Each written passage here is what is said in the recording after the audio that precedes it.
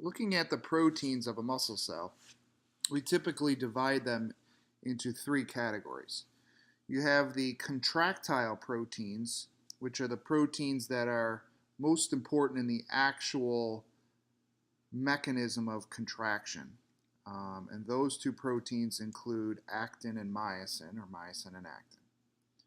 There's a number of regulatory proteins, and what these proteins do is determine whether the contractile proteins are going to be causing contraction of the cell, or if the contractile proteins are going to be prevented from causing contraction. And if you prevent contraction, the muscle will relax. And the two primary regulatory proteins are tropomyosin and troponin. So let's just quickly read the definitions of each of these four. If you look at myosin, myosin is often referred to as the motor protein because it functions very similar to a motor. It requires energy, and that energy comes in the form of ATP, and when it uses that ATP, it causes motion. The myosin proteins form what's called the thick filament. So this thick filament drawn down here is many myosin molecules all packaged together. A single myosin molecule has a couple components. It's got the tail region, and then it has this larger head region. And it's the head region that is going to physically attach to actin.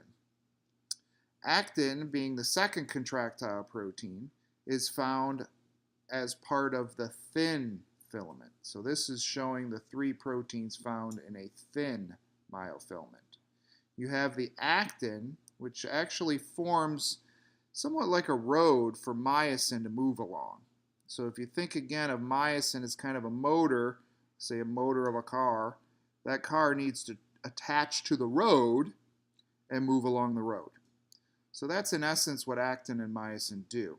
They connect with one another. We call that the actin-myosin cross bridge. And then as long as you have ATP for that myosin, it'll move along the actin. What proteins determine this interaction are the regulatory proteins. Tropomyosin is going to be the physical blocker of the actin-myosin interaction. So tropomyosin can cover the myosin binding sites that are found on actin. So it physically interferes with myosin and actin. Troponin is a regulatory protein that really regulates tropomyosin. So troponin determines whether tropomyosin is going to be interfering or not interfering with the formation of the cross bridges. And a major trigger for this is calcium binding to troponin. So calcium must bind to troponin during contraction. This binding of calcium to troponin changes the shape of troponin, and that moves tropomyosin out of the way in order to allow the actin-myosin cross bridges. So these are the four primary proteins in a muscle cell.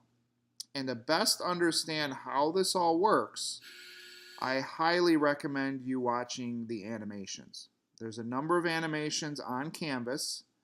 Some of them are produced by the publisher McGraw-Hill, and then there are some other slightly more sophisticated animations. But the only way to understand muscle physiology is to see these proteins at work. And the only way to do that, see them in motion, is to watch these animations. So I highly recommend going to Canvas and watching all the animations you can possibly watch.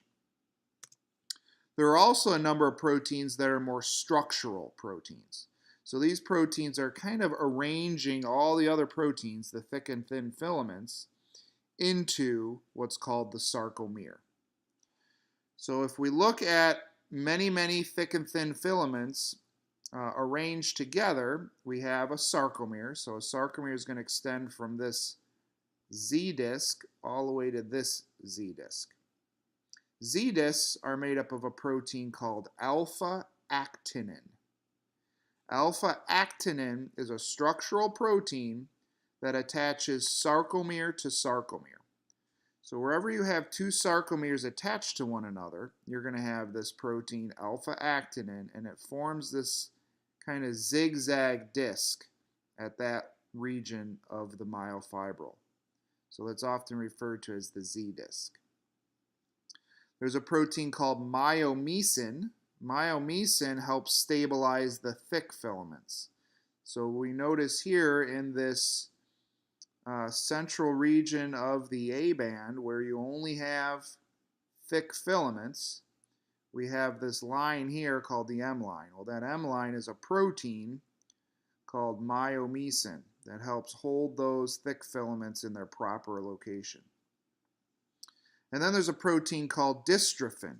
Dystrophin is going to attach the terminal ends of the myofibrils to the two ends of the muscle cell. Because you can imagine, if you have this long myofibril rod that's contracting, the only way it's going to be able to contract the cell is if it's attached to the cell. This drawing doesn't show the dystrophin, but we'll see it on another slide coming up. So notice we have all this arrangement. We see the thick filaments with myosin. We see the thin filaments containing actin, but also those regulatory proteins, troponin and tropomyosin. We see a cross bridge formed.